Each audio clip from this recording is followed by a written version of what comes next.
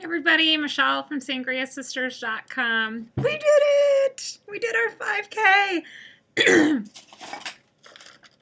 Oh my goodness, I have my first runner's bib. I'm so excited. I never thought that would happen. What an awesome morning. We had a great time. Clearly, this entry is not going to be as emotional as yesterday. I think I worked through most of those feelings yesterday when I posted that video. Right now, I'm just high on life, excitement, thrilled, proud. It's just in a good place right now. It was a cold day, very, very cold. It was in the mid-30s, high 30s for most of it. And we had a lot of really great supporters there. We had folks from our local surgery support group cheering us on. It meant so much to see them there because they truly understood just how far we had come and what kind of process we had went through to get to where we were today. So that was very special. I also had some very dear friends that were there who last night, excuse me, my lungs are still recovering from the cold today, who last night brought me some awesome Life is Good running gear. This here says Powered by Optimism. What a great message. And on the front it has a logo of a jogger. And this shirt here has a little graphic of running shoes and it says, "Gotta run." And it has a little saying on the side that says, "Do what you like what you do." And really, does it get any more simple than that? So I was just feeling very inspired by my beautiful gifts from friends. And they were there today cheering us on, taking pictures. It was just wonderful to have such great supporters. And I've got to say, this event, the people that put it together were such kind souls and so welcoming to us. It was a private event for their friends and family, and one person in our group knew them, and they were still welcoming to our whole group. So if you're watching this, Gary and Wendy, thank you so much for your kindness and just allowing us to enjoy such a wonderful day with you and your other friends and family members. So the run itself, well, I had known that running on the terrain that we would be on would be more difficult than doing the track. I can't say that I respected just how much, or really understood just how much more difficult it would be. Wow. We started off on grass with twigs and leaves, and then we spent about 1.5 miles on a dirt-packed path out to a waterfall, which it was beautiful scenery, but there were inclines. I can't say that there were like large hills, but there were enough inclines that most of us have not been training with. We've been using tracks or flat roads, so that was difficult. And then we finished on more grass and twigs and leaves for quite a while, and we also went over a little bridge and everything. So the terrain was very challenging. Between that and the cold air, I hurt. And I hurt a lot through a lot of it. And I think some of the pictures that were taken are going to reflect that. Some pretty pained looks on my face. I tried forcing myself to smile, thinking, just be positive. But I didn't even have the energy to use these muscles right here. So clearly I've got my energy back. But it was a tough run. It was very tough. So my time I was thrilled with. Well, initially I was a little bit like, but once I kind of pieced together what it meant, and I'll explain, I was happy. I wound up at 43 minutes and some odd seconds. I don't think I quite heard him right. I think it was 35 seconds. So 43 minutes and 35 seconds, I think. I'll confirm that later.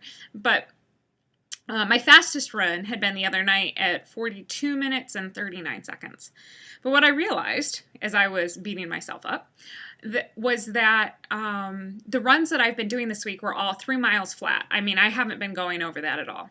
So today I went a little bit further, and my God, the terrain. I mean, it was so much more difficult. So those two aspects combined, I think this was probably the best run that I've had so far in terms of my time. It took me a while to recover. I was breathing so hard, at the finish, I didn't even want people to hug me or be around me. I just needed to walk it off. It was hard.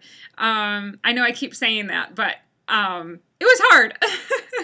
So it all went well. I finished, and oh my gosh, these ladies that are a part of our little running group, these 3 other women, so inspiring to me. Seeing their pink shirts bobbing along, running too, and knowing that they were going through the same thing I was, and that they've been through the same kind of process that I have, was just amazing to me. So I would say, if you are part of a support group, put that question out there. Does anybody want to do group exercise together? I had put that out there hoping that I wouldn't have to suffer through it alone, but not realizing just how powerful it would be to do something like this as a group. So yeah, I put that out there as a challenge to you. If you know of others that could benefit from doing a program like this, go for it. Put it out there. What's next for our little group? I don't know. We're going to meet next weekend, hopefully, and talk about what our next goals are. I don't want this to be the end.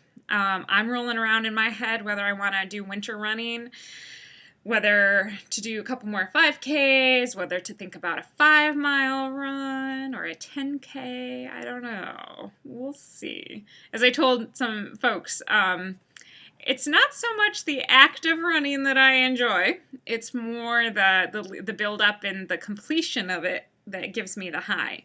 So we'll see if I can find enough passion for it to sustain me on the longer run training.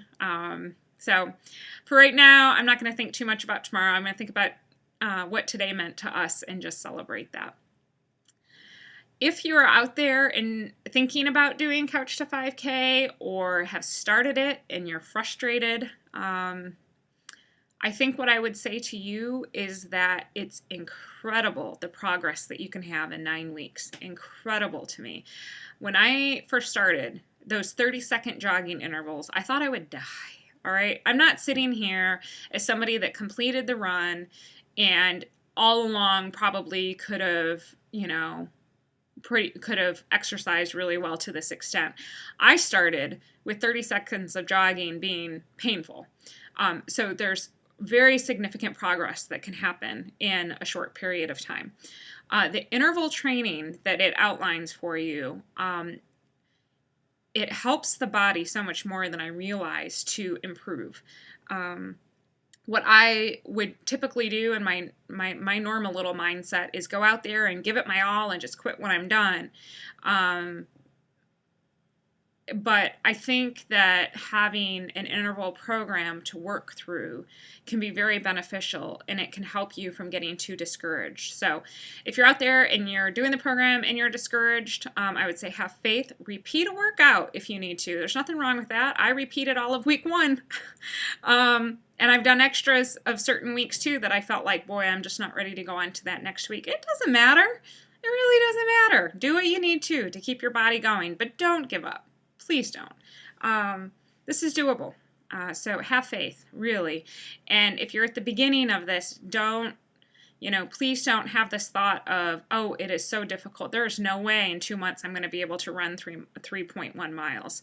I had those thoughts, and they turned out to be untrue. So, and I know many others at all different kinds of weights that have been able to do this. So have faith. Believe in yourself.